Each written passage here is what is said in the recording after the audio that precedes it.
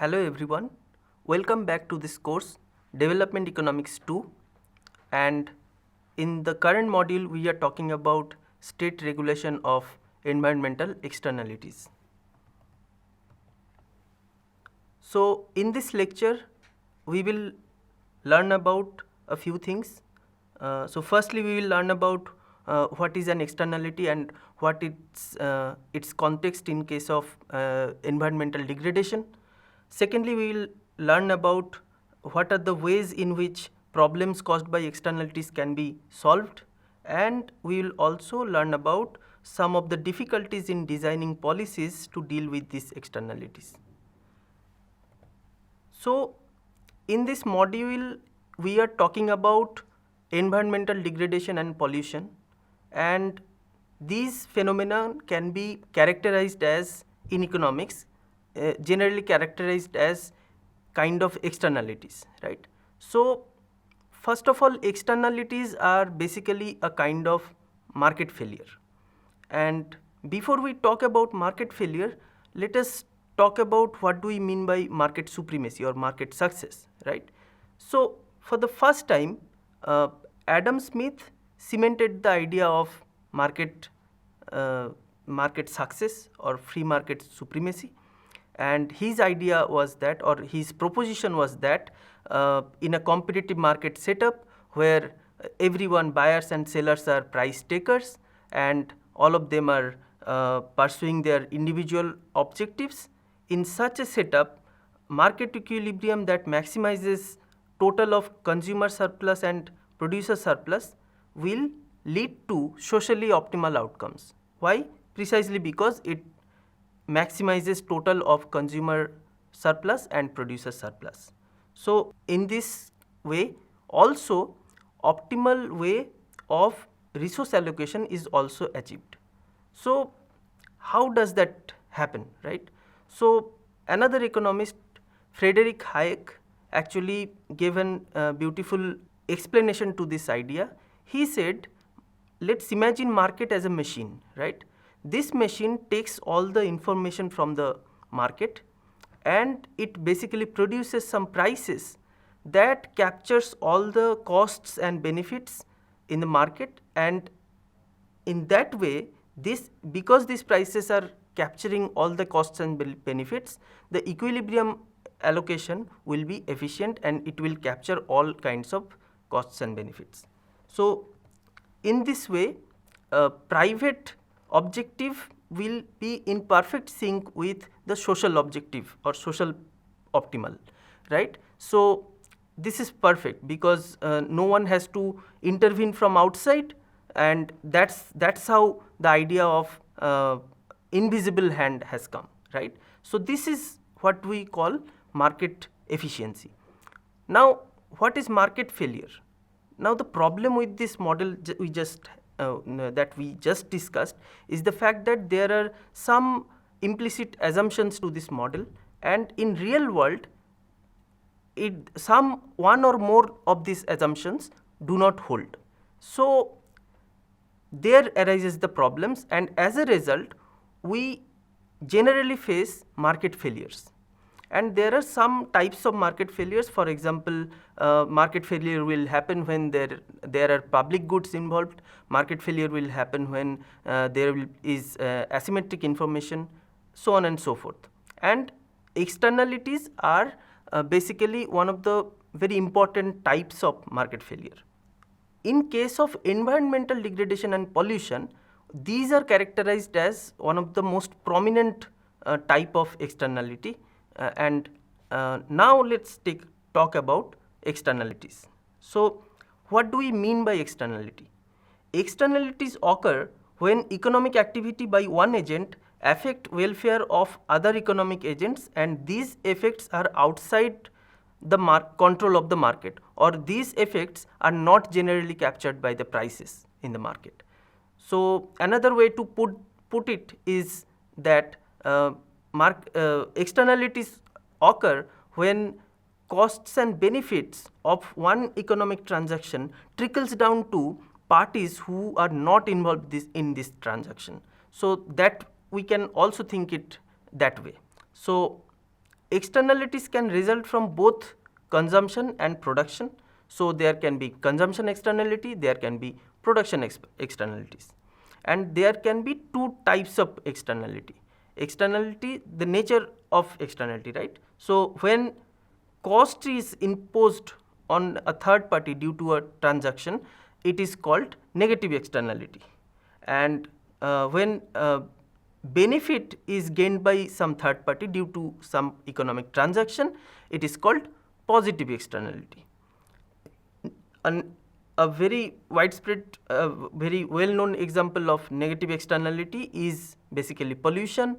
In pollution, a productive activity done by some firm or someone basically pollutes the environment, and its effect basically affects the population in general who are not exactly involved in this production process. So that is pollution. And an example of positive externality would be consumption of merit goods such as education and health, which benefits the society in general, or society as a whole, and this benefit is not captured in the prices of these services. So here is a question to think about. What are the assumptions that enable competitive markets to generate socially optimal output and prices, and in which cases these assumptions do not hold?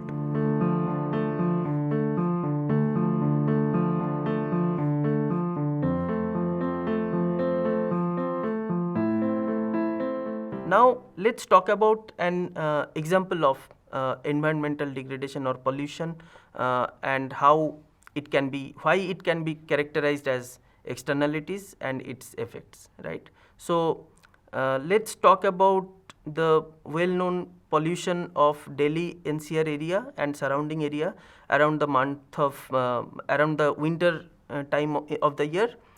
So what happens is, around the time of October, farmers in the state of Punjab and Haryana, they are basically wrapping up their paddy crop cycle at that time. So at that time there are a lot of stubble that are remaining on their field, and they have to get rid of those stubble because they have to quickly get rid of this stubble, because they have to get ready for the next cycle of cultivation, right? So what happens is that they just burn this stubble. Why? Because it's the most cost effective way for these farmers, right? So what happens is, every year around 2.3 crore tons of stubble is burnt in this area, and the smoke arising from this burning activity basically travels through the air and settles over the capital region and surrounding areas, right? So the effect of this activity is a terrible air quality index at that time of the year in Delhi NCR region, and a high level of, which is basically high level of pollution, air pollution, and the effect is basically loss of lot of livelihoods, properties, so on and so forth.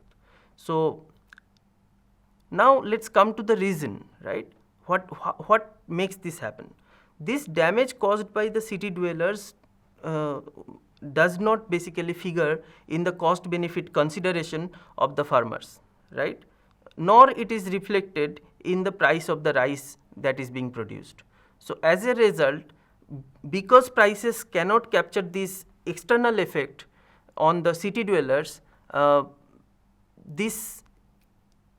is no way we can make the farmer do any other thing other than burning this stubble, right? So this is the nature of problem we generally face.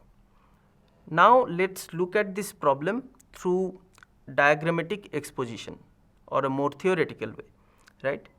So let's first look at a competitive market equilibrium, right? So we are very familiar with this diagram. There is simply demand and supply curve, and there is a equilibrium quantity and equilibrium price at the intersection of these two curves, right.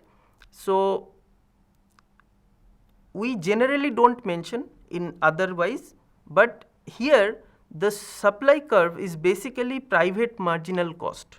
So supply curve is private marginal cost to the supplier or seller, and the demand curve is the private marginal benefit to the buyer.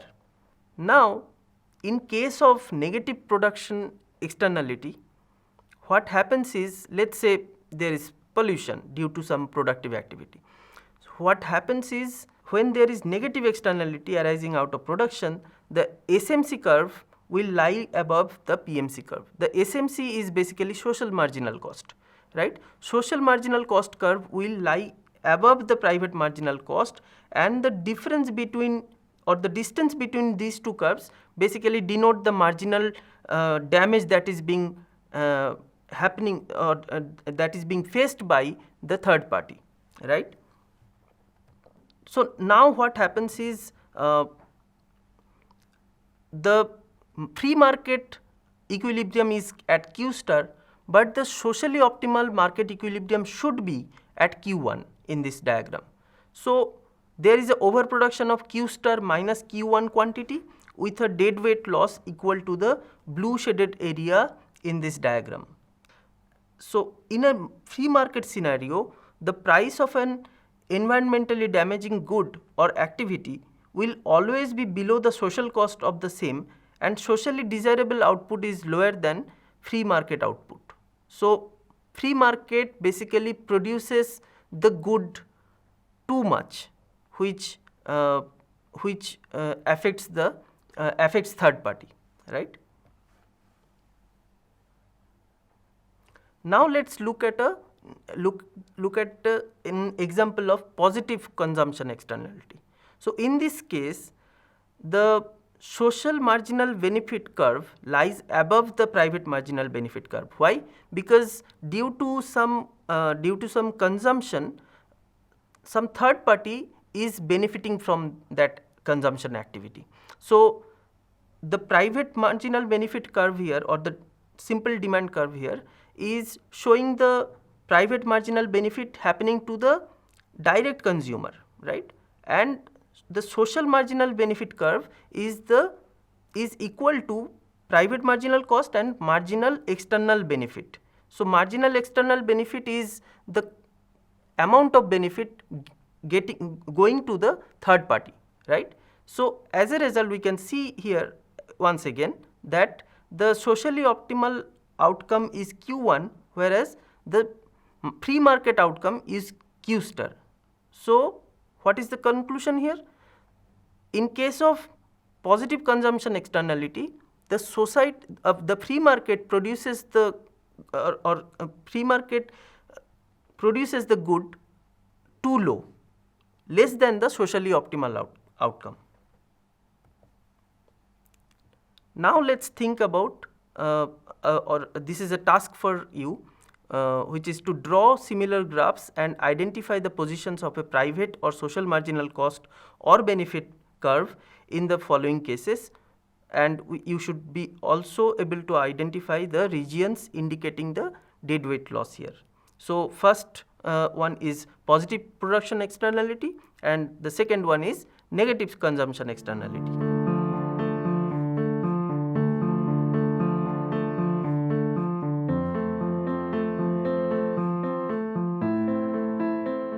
Let us look at the cause of externality in case of environmental goods. Why does externality happen generally? So the problem with or the economic problem that happens with environmental goods or environmental properties, so as to say, is the following, right. So firstly, generally no property rights are attached to these goods. So for example, no property right is attached to water that is flowing through the river. So anyone can use it, anyone can pollute it, anyone can discharge anything into the water or into the river. There is also jointness in consumption or production. So these properties or these resources can be used jointly by many parties basically, right. And finally, these resources are generally non-excludable in nature. So, use by one entity of these resources does not exclude other entities from using it, right. So, in this setting, economic activity reflects a difference between private costs or benefits and social costs and benefit.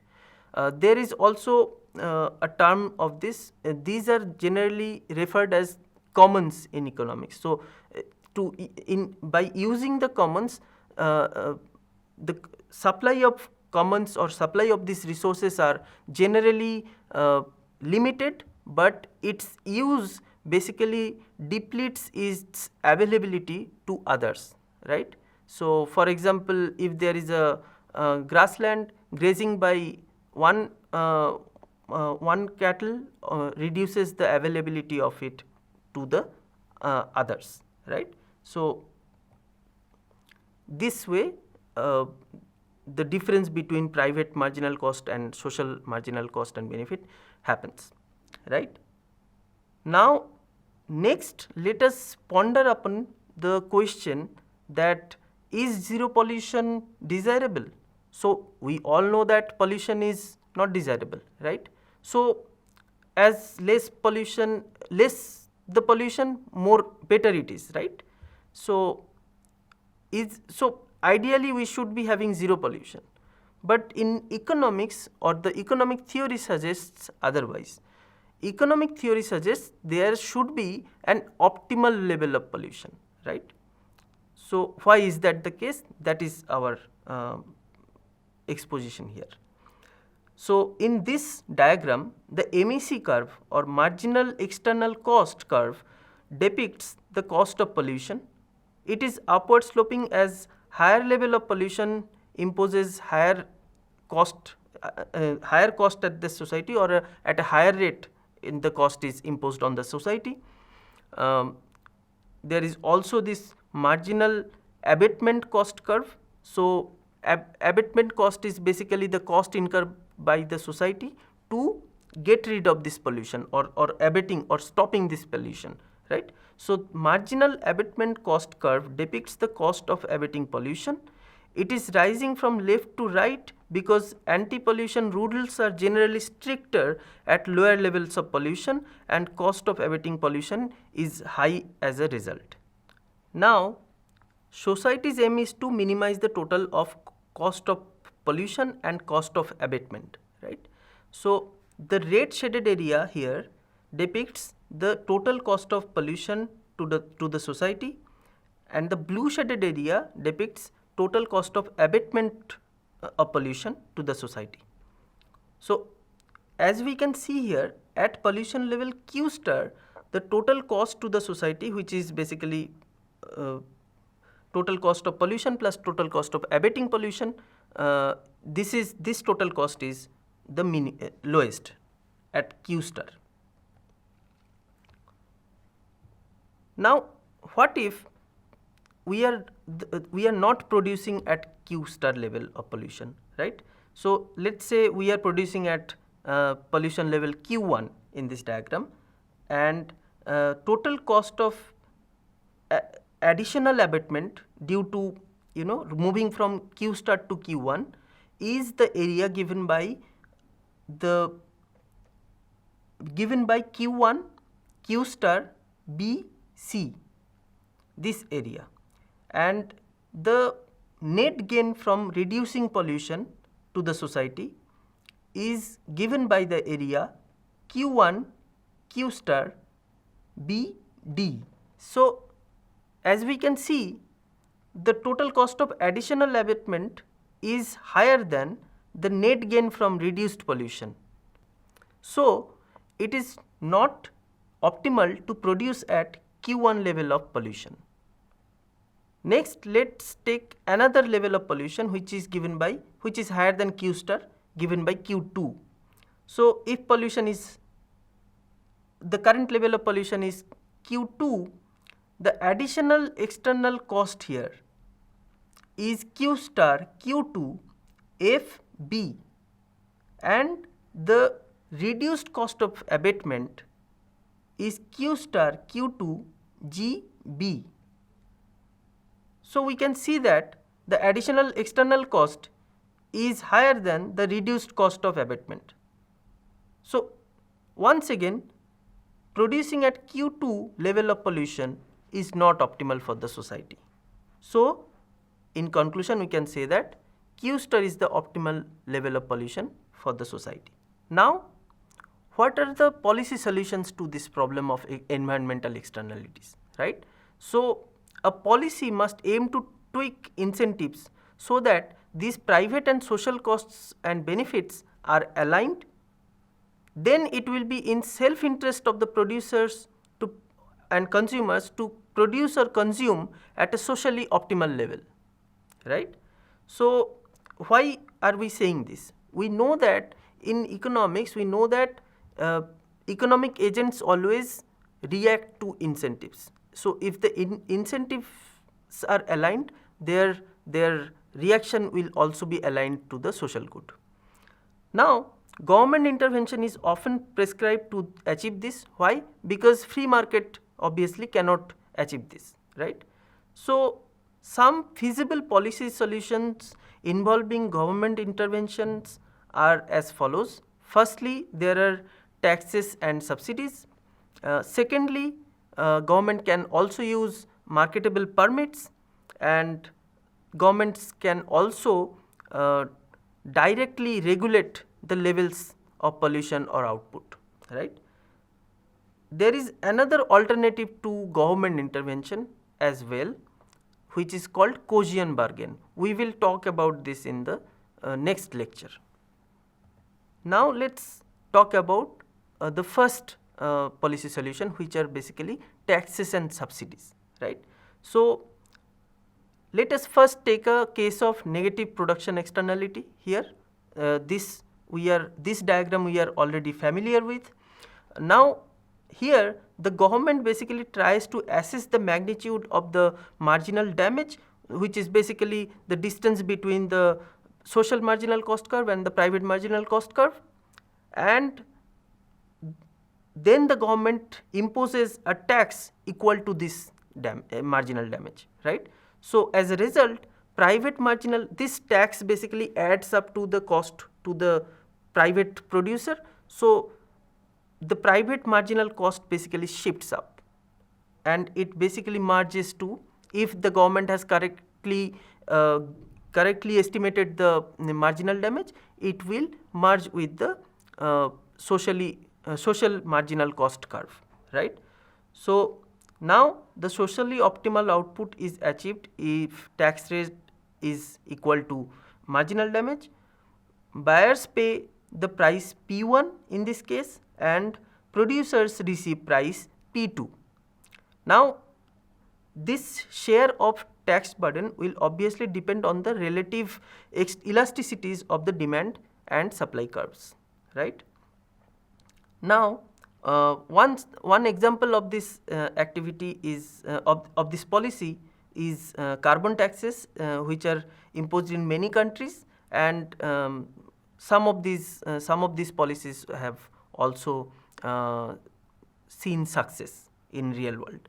Now, the opposite can also happen in case of positive externalities. So, in case of positive externality, government generally provides some subsidies to the consumers of product or producers, and as a result the private marginal benefit curve merges with the social marginal benefit curve, and as a result we once again get the socially optimal outcome, right. So, these policies were for the first time popularized by economist Arthur Pigou, and hence these taxes and these policies are referred generally as Pigouvian taxes and subsidies.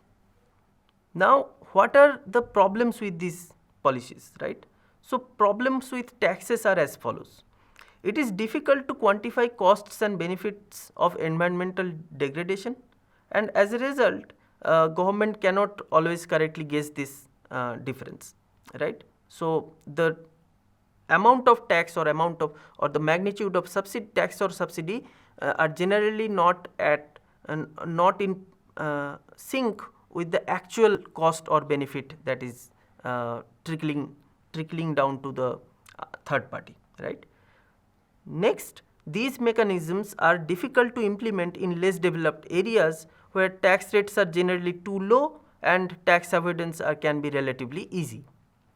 Now, the problems with subsidies are the fact that risk of subsidizing activities that might have happened anyway will always be there. So, this is one disadvantage of subsidies. And what are the advantages of these policies? Through these policies, substantial cost saving can be achieved, as producers are allowed flexibility in choosing the method of reducing the access to common pool resources, right? Also, these taxes can generate substantial amount of revenue that can be used to fund environmental programs. Now, here is a question to think about. List out some real world examples of tax and subsidy policies for environmental regulation.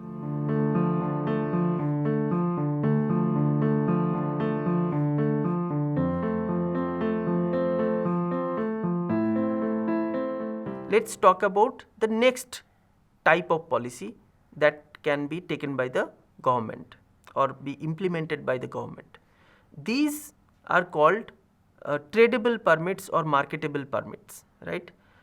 In some parts of the world, these policies are also known as cap and trade. So what happens in these policies is that governments issue permits that give the bearer right to pollute up to a level, and these permits are generally issued to potential polluters. So, for example, firms whose production activity is polluting the environment, so on and so forth.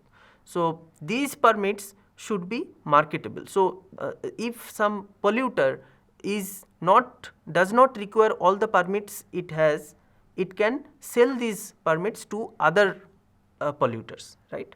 So any firm polluting beyond the permitted level will be penalized in this system. So price of these are desirable to be proportional to the level of pollution allowed, as there exists a market for them. What is happening here? We know that free market is not giving us the optimal output because there exists environmental externalities. So government is basically putting another market on top of the existing free market, so that the inefficiency of the free market can be overcome by this new market, right? And it happens. So we will look at this through a couple of diagrams here. Now this first diagram is, we are familiar with the first diagram. So in this diagram, so remember the quantity here is basically quantity of pollution, and cost or benefits of this pollution is depicted on the y-axis, right? So the marginal external cost curve or MEC curve here is basically the price the society wants to pay to stop this pollution, and the marginal abatement cost curve is basically the demand curve to the polluter. So it basically shows that the polluter wants, how much the polluter wants to pay for a certain level of pollution, right? So as we can see that if the government correctly guesses the level of pollution Q star, which is optimal, then the market for tradable permits will induce the polluters to stick to this level of pollution as a whole. Now let us look at another diagram here.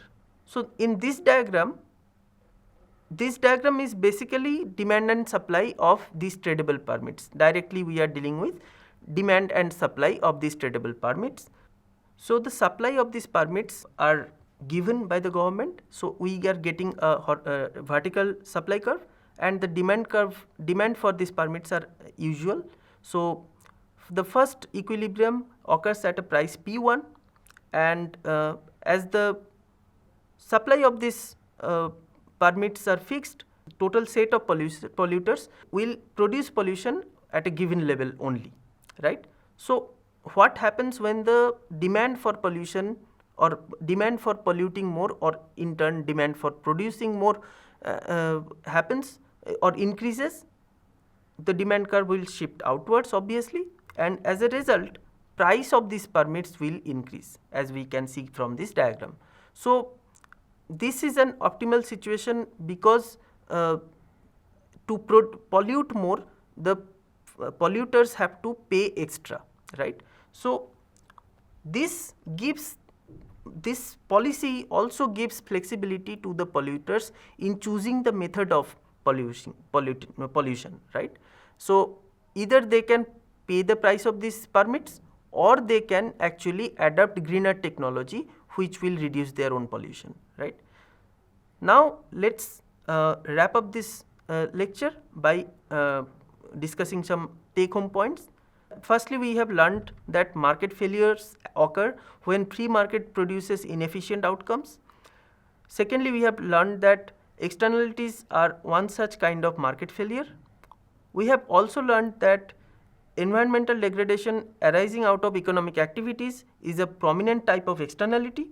And finally, we have also learned that policies that involve government intervention are often prescribed to mitigate these problems. Thank you.